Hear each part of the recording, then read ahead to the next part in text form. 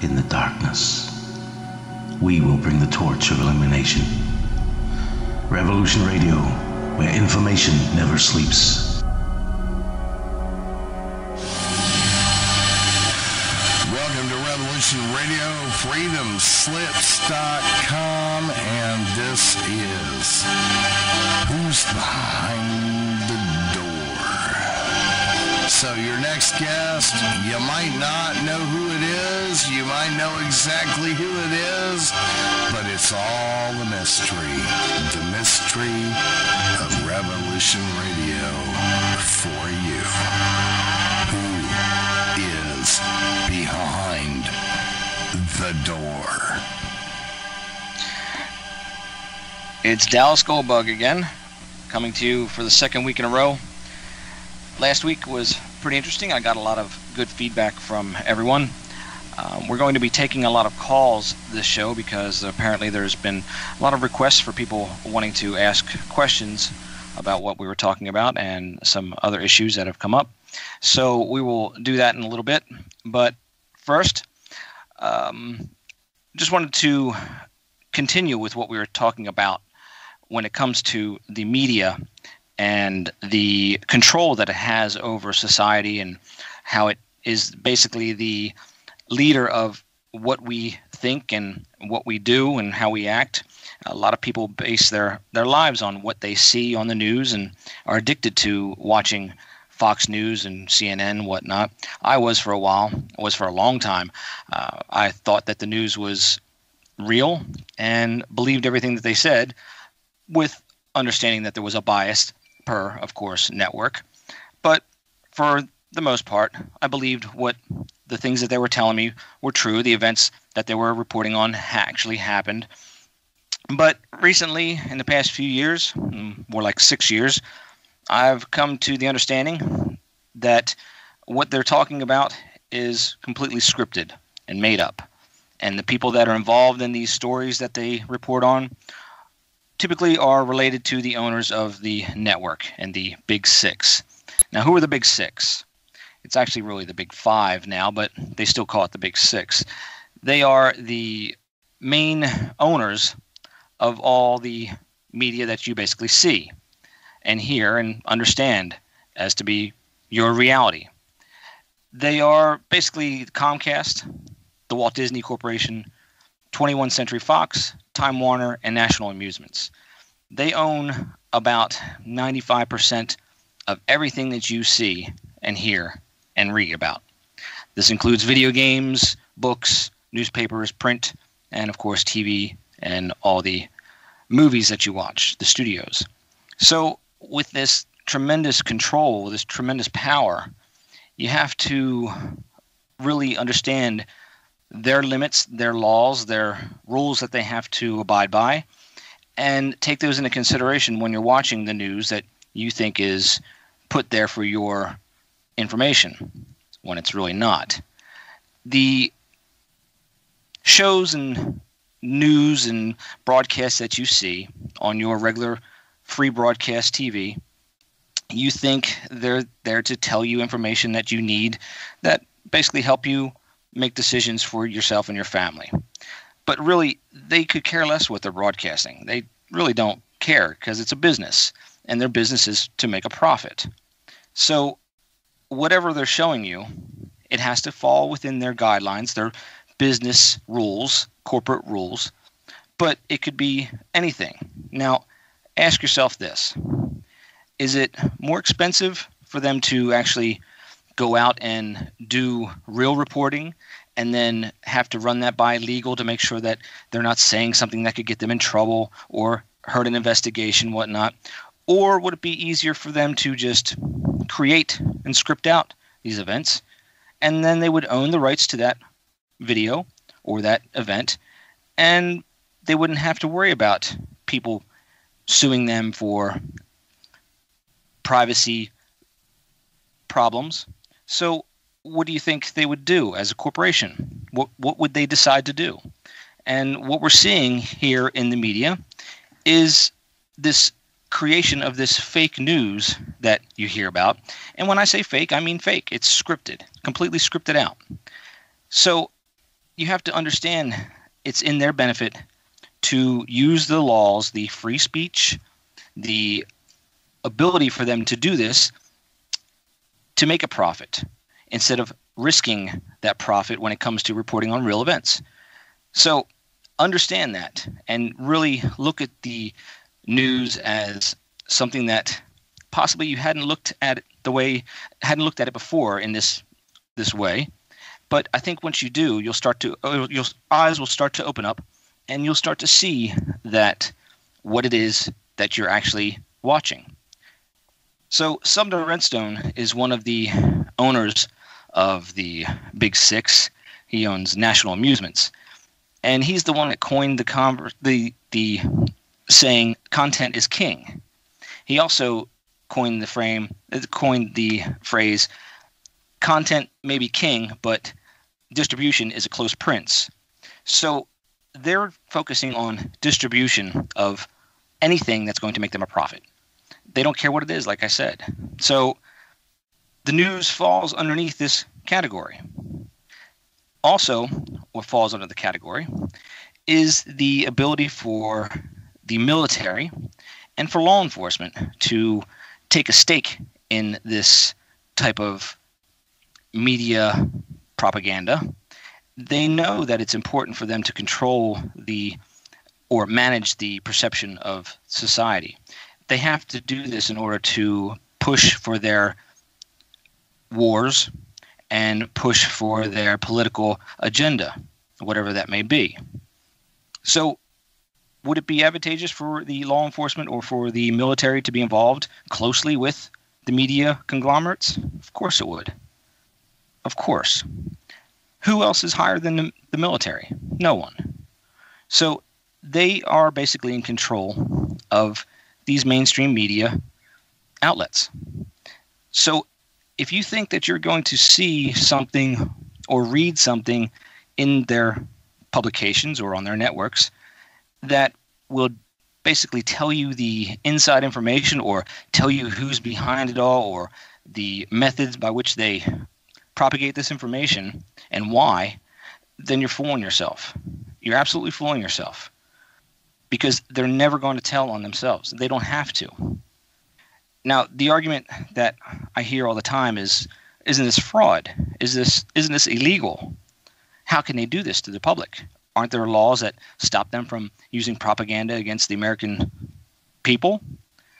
Well, the same thing that protects you and I when we speak, or what I'm doing right now, telling you my opinion and things that I've uncovered in my investigations, I'm covered by my freedom of speech.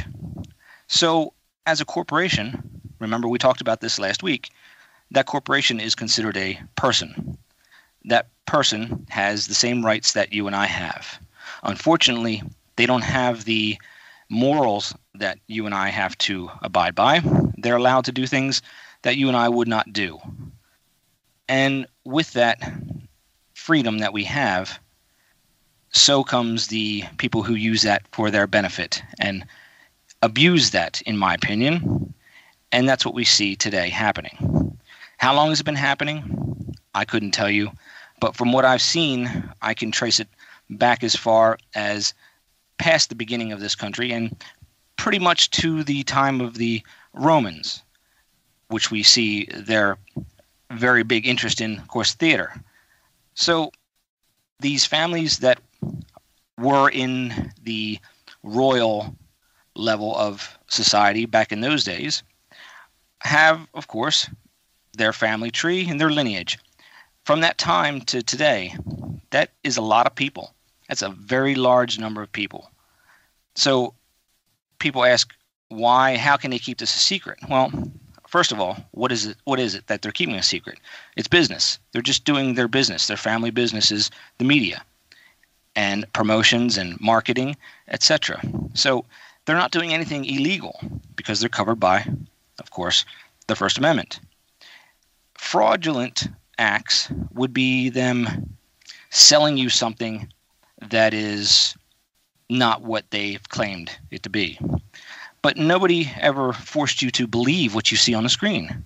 This is the problem. We've automatically assumed that what we see on that screen is the truth. We see a nice set designed, $100,000 set, $200,000 set with a guy in a nice suit sitting there with his commentary.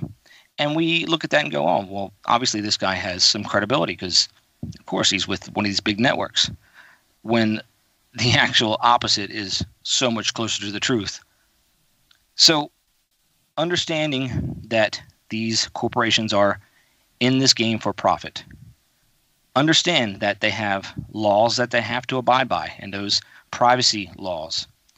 There are things that I was speaking about last week that you can use as your tools to ensure that what you're watching is in fact real or not.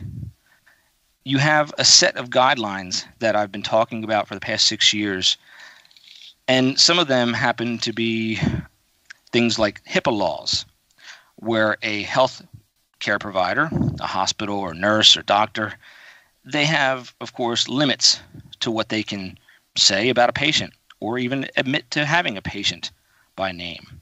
So when you see a hospital liaison talking about a school shooting and they're talking about patients, you have to understand that that's not real. They wouldn't do that. They would lose their license.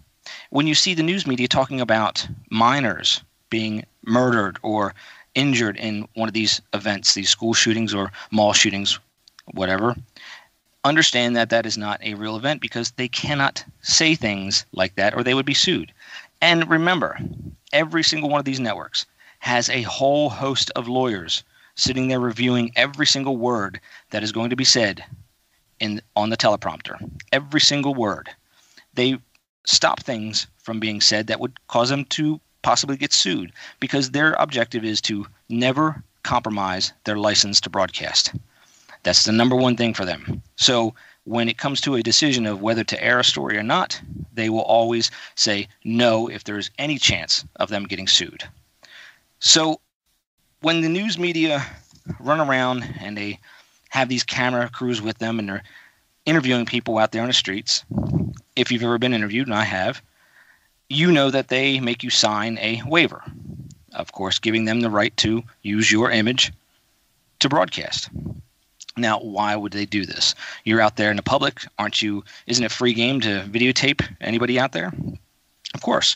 Yeah, absolutely it is. But that is for your personal use. If I were to go outside with my video camera and you're standing out there and I videotape you, that's fine. I'm absolutely within my rights to do so unless I'm climbing a ladder or peeping in your windows or doing something like that, which is illegal. But if we're on the streets and I'm videotaping you, talking to you, whatnot, I'm allowed to use that footage. But a news agency is a business. They're not a person like me, and they have to abide by business rules.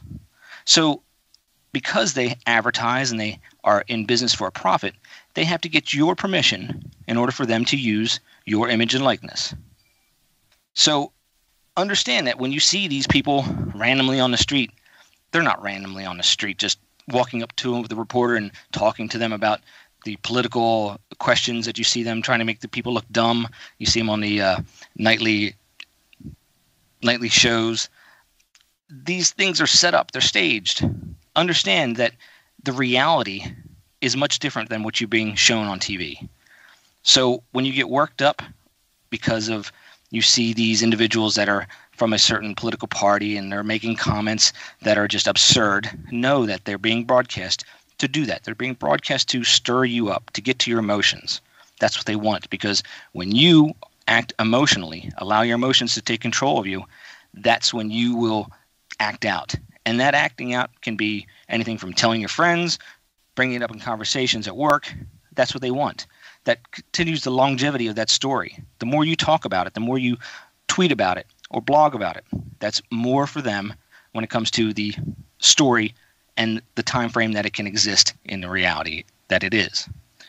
So, how do you combat this?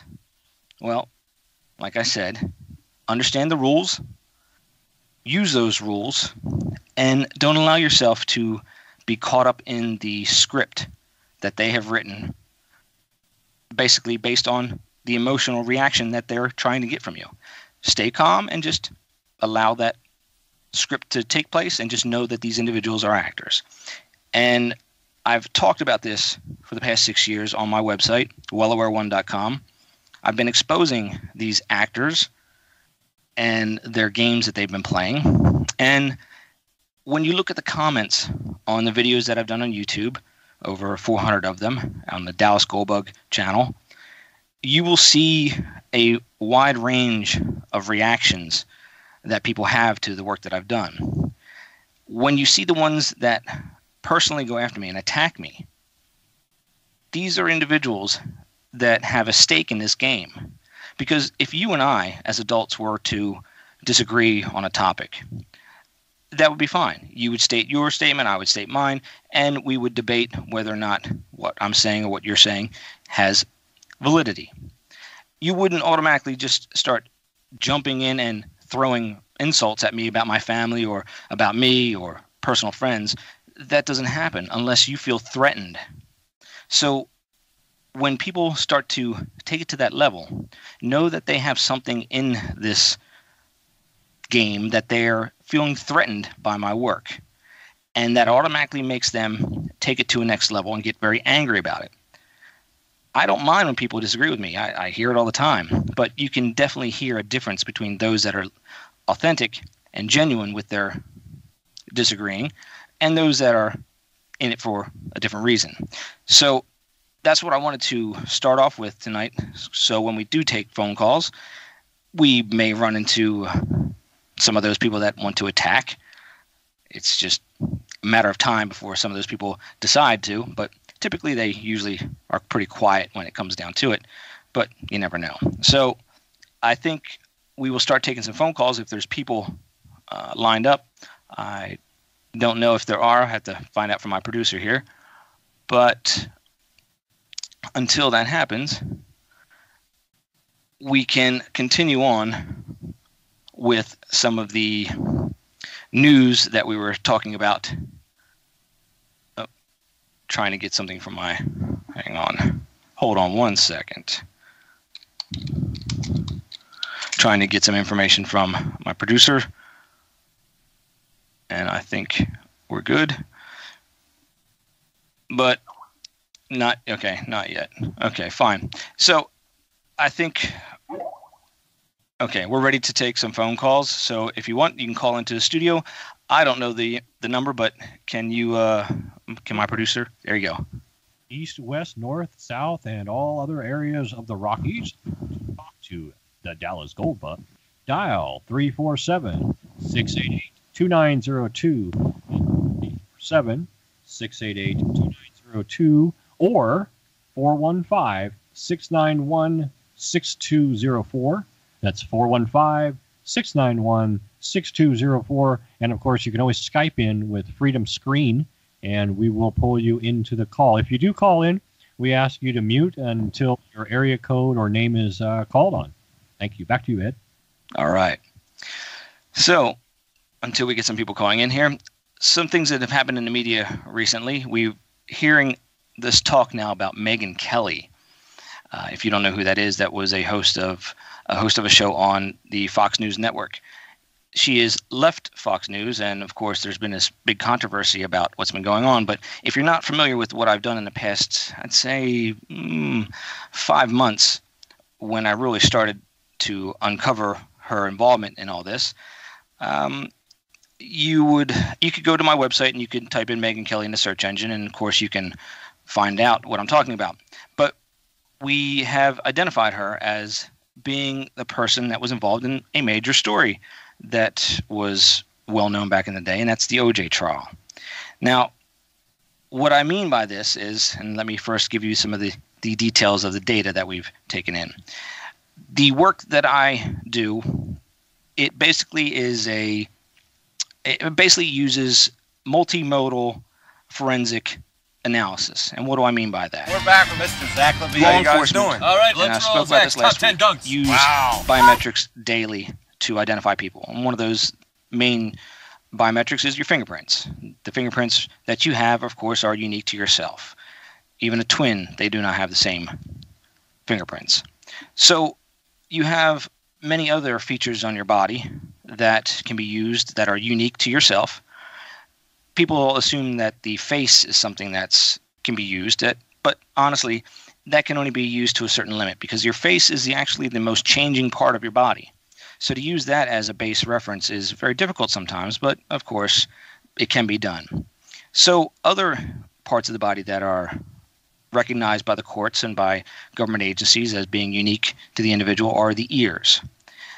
And one of the other ones is the dorsal, the back of the hand, the veins. The bifurcation points, and those are the joints where the veins separate and are joined together, are unique to yourself.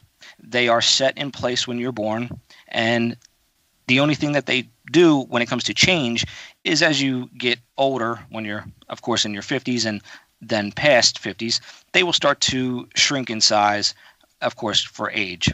But the bifurcation points are there. They're set, and that pattern that you see on the back of your hand when the veins are visible is something that you can ID somebody with. So fortunately, the individuals that we are investigating are people that are involved in the media. So we have very good images to work with when it comes to the ears and the dorsal hand photographs and videos. With the now, of course, high definition broadcasts, this makes it even easier. So what we did was we took Megyn Kelly's hands, the back of her hands, and her ears, and we can grid that out and we can pattern the vein patterns and, of course, the inner ear patterns, and we can match them to Nicole Brown Simpson. Now, some of you won't believe this, but others, of course, have an open mind and can consider the data. But what you're told by, of course, Wikipedia and their other online bios is that she's a different age. Of course, they lie. This is easy. Nicole, well, let me start by Megyn admits that she has a brother and an older sister. We have some a break to go to, so we'll be back and talk about this in a few minutes. Radio, freedomslips.com, 100% listener-supported radio, and now we return you to your host.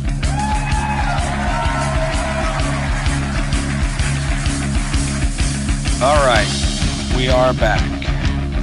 So we were talking about the Megyn Kelly and OJ trial. So what I did about 6 months ago was when I did the analysis, I came across the hand vein pattern and compared them to Nicole Brown Simpson. And I got a positive match. From that point, I went and I did the ears. The ears were a positive match. So we find out that Nicole has a older sister and also has a brother. Now, what I've been uncovering with these staged events, and this happens pretty much every time, the people involved in the event, when you ID one of them, say, like we just did with Megyn Kelly, immediately look at the spouse or the siblings of that individual, and there is a very good chance, almost every situation we've had, where you will find that those individuals are playing supporting roles in that story that they are involved in. We see that with this situation with the OJ trial as well. We know her brother, and it's very difficult to find photographs of him, but I say that the photographs that I have found is you can compare him to Ron Goldman. Now, Ron Goldman and Kato Kaelin are the same person. You say, well, wait a second, hang on. They don't look alike. Well, they do look alike, except for there's one feature that's different, and that's his nose. So I claim that the photographs that you are being shown of that Ron Goldman, who was killed in the OJ trial, are photographs of her brother that was before a nose job. And, of course, after nose job, you have Kato Kaelin playing a role in this event as well. The more individuals that you have that can play multiple roles, and when I say play a multiple role, I mean all we're doing is we're seeing a photograph that we're being shown as Ron Goldman. He's not really playing any role. It's old footage. So it's really easy for them to play these dual parts. The less people that you have involved, the easier it is to control the story. And of course, since they're siblings, they're not going to tell on each other. They both stand to make a profit from this, and they have gone on and made careers out of it. Of course, the other advantage that the networks have, they created court TV from that single event. The law enforcement, they get bonuses, they get their budgets increased when it comes to terrorist acts, and they claim they need more equipment. So, of course, the people will give them more money. Everybody makes out as a profit in this event, except for the taxpayers. The taxpayers like you and I. We're the ones that have to foot the bills for these events. There's various claims of how much it cost the city of Los Angeles for the court, for the trial. Whether or not those numbers are true, I don't know. But in any event, it still costs the taxpayers money. Plus, it also creates a false image, a false presence of the law enforcement out in that area. And of course, we had a lot of situations where people believed what we were told in the OJ trial, and that the police planted this information at the crime scene, and it caused a lot of unnecessary tension between the public and law enforcement. Now, this continues to happen on and on and on with other events, with school shootings and other events where you see the white cop beating the black suspect, things like that. So they benefit by creating tension and drama in society because that gets people to react. If they were to tell you the truth, that pretty much people are boring and none of this type of thing ever really happens, and if it did happen, you wouldn't hear about it because people have privacy laws that they have to follow. So you're not going to hear them talk about a murder that is under investigation because that could possibly poison a jury pool.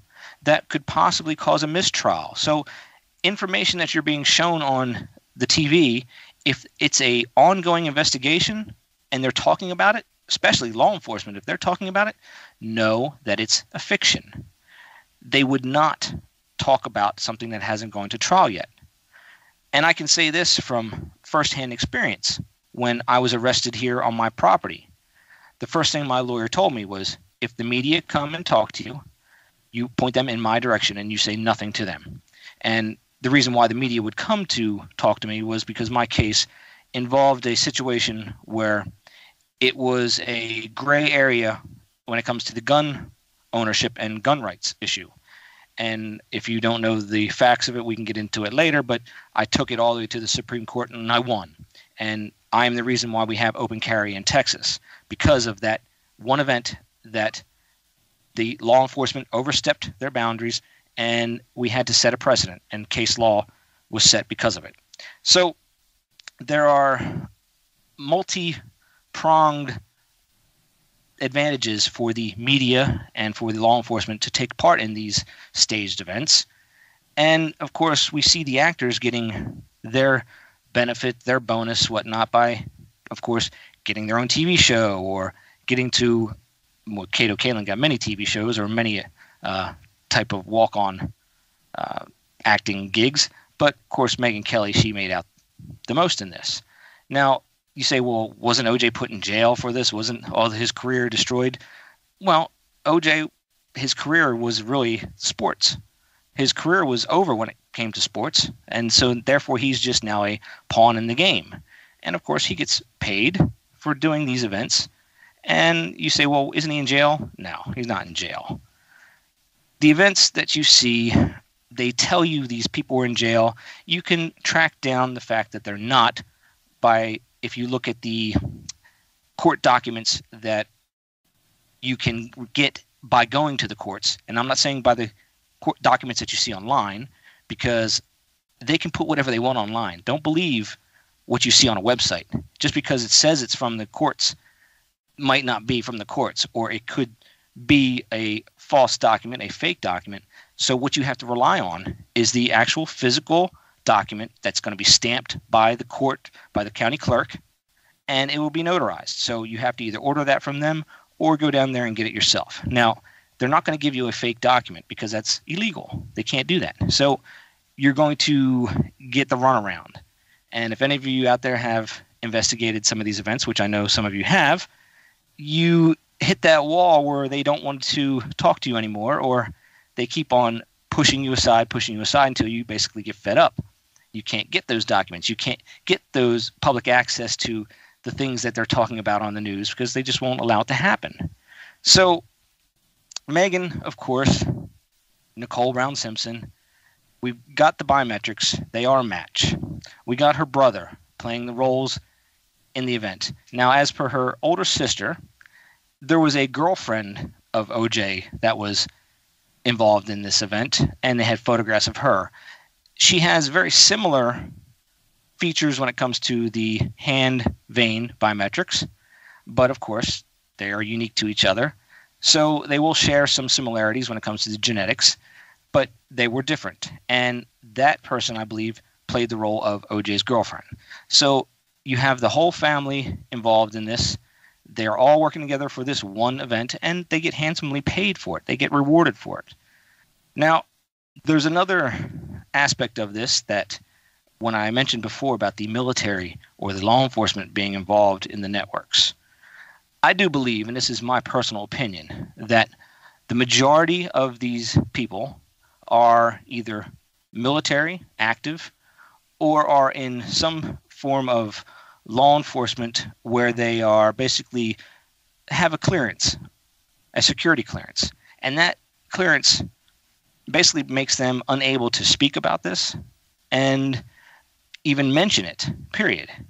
So when I came out with this information about the OJ trial and Megyn Kelly, the following 2 days later after I released it, she disappeared for about a month.